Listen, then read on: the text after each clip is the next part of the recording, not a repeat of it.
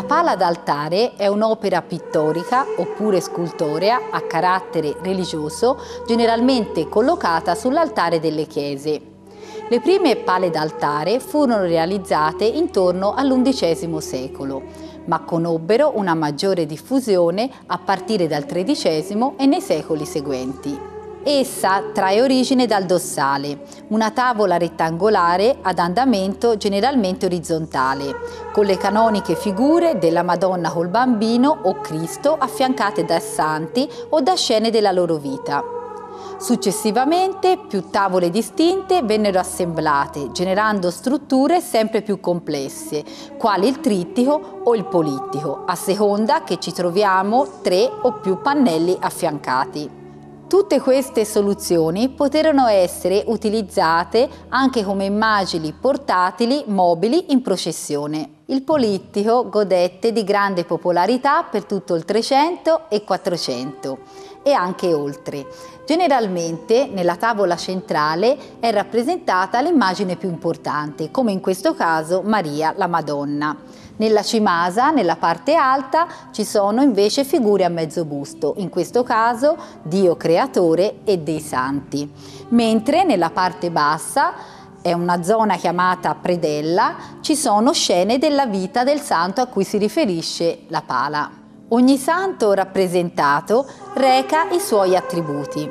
Ad esempio, San Pietro ha le chiavi, Santa Caterina d'Alessandria la ruota dentata, che è lo strumento del suo martirio.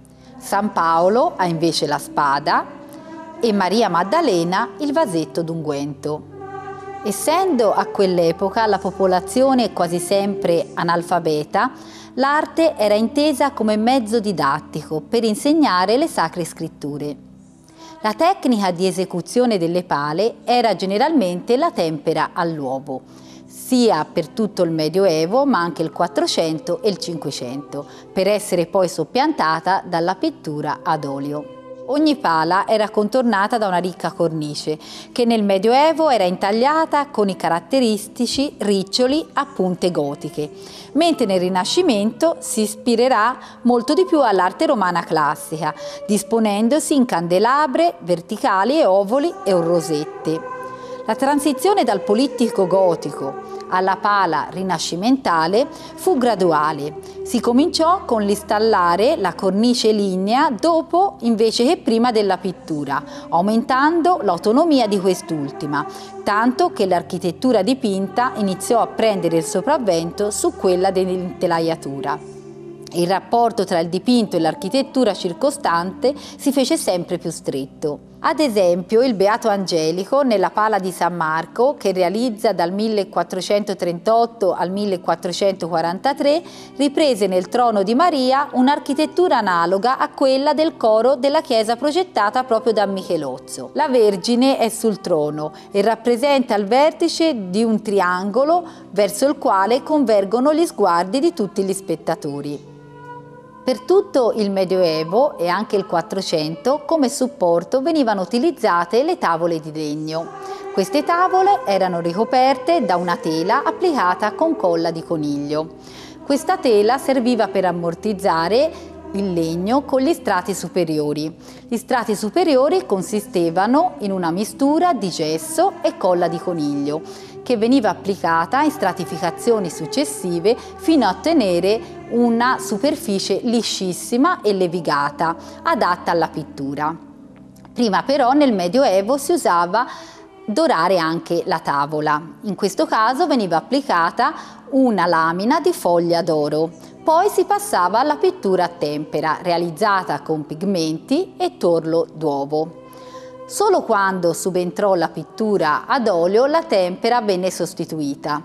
Sembra forse grazie alla scuola fiamminga. La pittura ad olio consentì effetti di naturalismo sorprendente, anche grazie alla tecnica della velatura.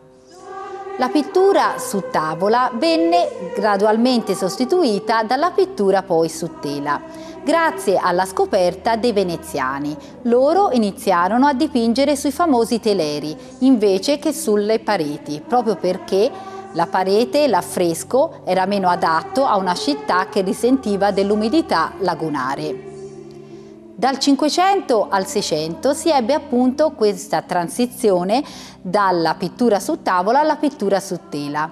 La tela veniva applicata su un telaio di sostegno e poi veniva preparata e dipinta come la preparazione delle tavole. Fu durante il periodo controriformato che si passò ad un'unica opera su tela, generalmente raffigurante il santo patrono di una chiesa, in atteggiamenti chiari e ortodossi, in linea col Concilio di Trento. Vi aspetto alla prossima puntata.